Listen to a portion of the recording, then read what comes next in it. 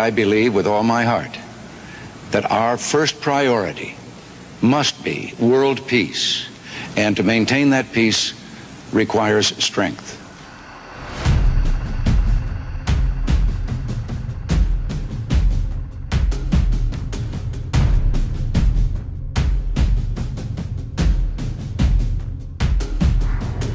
When you get these terrorists, you have to take out their families.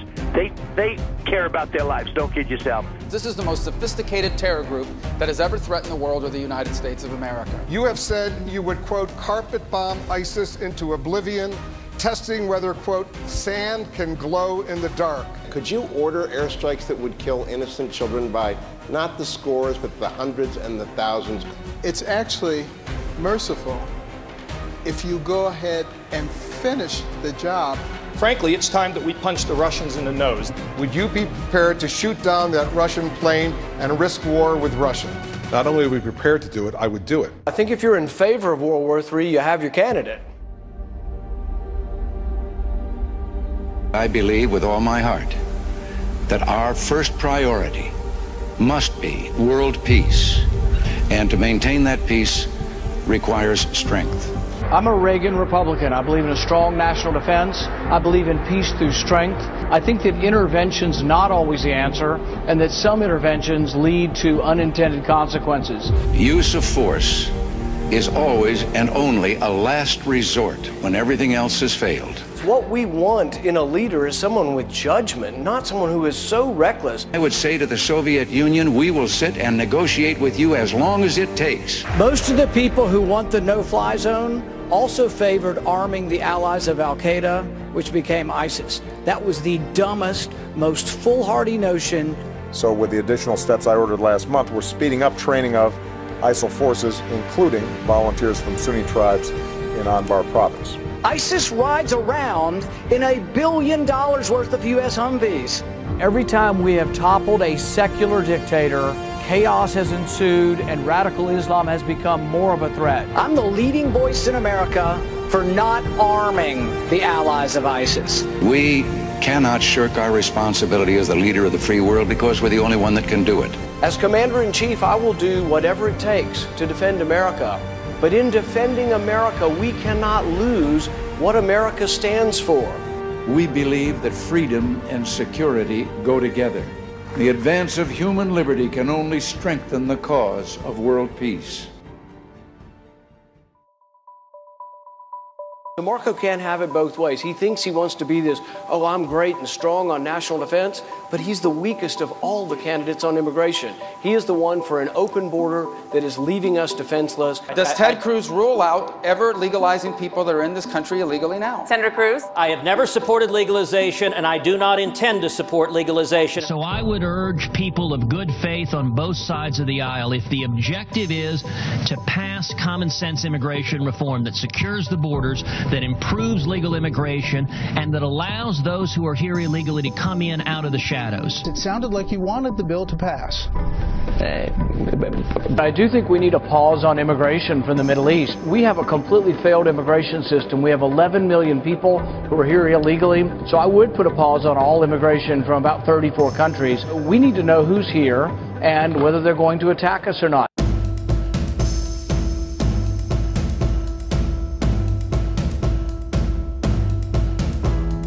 I plan to vote for Rand Paul. Where he really shines is in the clarity of his plan to shrink government. When elected, he said his big priorities were the debt, and the debt. This president will add more to the debt than all of the previous presidents combined. As we go further and further into debt, we become less and less safe. I think Rand really understands the severity of these problems. We need a safe country, but you know, we spend more on our military than the next 10 countries combined. I want a strong national defense, but I don't want us to be bankrupt. We are in a terrible, terrible, terrible economy, and Rand Paul's proposal is absolutely spectacular. I've introduced a 5-year balanced budget. I've introduced the largest tax cut in our history, a tax cut that will leave more money in the paychecks of every worker in America. It's a big, bold plan. It scraps the tax code. It would take off like gangbusters. The Tax Foundation has looked at this and said it would create 1 million jobs. The Tax Foundation actually says they believe your plan would grow the economy by 12.9% in the long run. They found of all those candidates' tax plans, only Rand had one that after 10 years had a surplus, actually broke into a surplus for the budget. If you make $40,000 a year, you're not going to pay a payroll tax. That'd be $2,000 that won't come out of your check. I hope he appreciates just how good his proposal is, because it is really a good game changer. I certainly like the individual you just had on. Rand Paul. Rand Paul. And it's not just because he's a doctor like I am. You know, he has courage. He's willing to take positions that some other people won't. Understand how the American people are responding to his courageous leadership. To Senator Paul's doing something that the last 4 years has happened far too little in this chamber, which is standing up and fighting for liberty. As if the president was George W. Bush and this was a question being asked of him and his response was the silence we've gotten, we'd have a very different scenario here tonight, except that I actually believe the senator from Kentucky would be on the floor making the exact same arguments he's making. This is a terrific performance of leadership, of courage, of stamina, of determination. Rand Paul gave us a case study in what courageous, energetic leadership can be. I believe the bravest and most honest person on stage last night was Rand Paul, because he told you, as the American people, the truth, and he told it to a group of people that were not going to agree with him on it. Rand Paul is perhaps the most dangerous man in politics for Democrats and Republicans right now. He's an outsider, but he understands policy. The most interesting man in politics. Rand Paul is where the country is. He's where the American people are right now. I definitely think that there's wings of the Republican Party inside the Beltway that fear more than anything else a Rand Paul candidacy. I posted a video where Rand Paul stated what it would take to restore this country. The man was 100% spot on, but nobody is getting it. Too many people in America are looking for a feel-good preacher, looking at everything on the outside, appearances, as opposed to the substance of the individual. Rand Paul is more concerned about doing what's best for our country rather than doing what is politically expedient. It is time for us to elect a man of principle. A lot of people who lack courage, who always want everybody to adore them, and they just are not willing to take stands based on real convictions. And when I see that, I'm very impressed with it. I want to take the opportunity to thank the senator from Kentucky for his passionate defense of liberty. His is a voice that this body needs to listen to. We need to boldly proclaim our vision for America. We need to go boldly forth under the banner of liberty that clutches the Constitution in one hand and the Bill of Rights in the other. I see an America strong enough to deter foreign aggression, yet wise enough to avoid unnecessary intervention. We borrow $1 million a minute. This vast accumulation of debt threatens not just our economy, but our security. I propose we do something extraordinary. Let's just spend what comes in. I will take it and make it my mission to heal the nation, reverse the course of Obamacare, and repeal every last bit of it.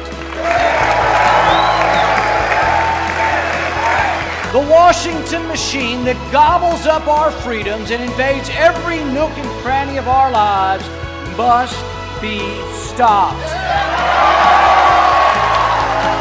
Are we going to so blithely give up our freedom? Are we going to so blithely go along and just say, take it? Well, I'm not going to take it anymore. Rand Paul, hands down, is fighting for the liberties and freedoms of people. Do I necessarily like his approach? No. I would like for him to gut punch the hell out of those people that are up there on the stage. But that's not his style. It is time for principled leadership. It is time for knowledge, for experience, for compassion, for opportunity, for unity. It is time for a President Rand Paul. I see our big cities once again shining and beckoning with creativity and ingenuity, with American companies offering American jobs.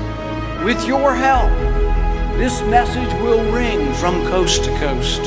A message of liberty, justice, and personal responsibility. Today begins the journey to take America back.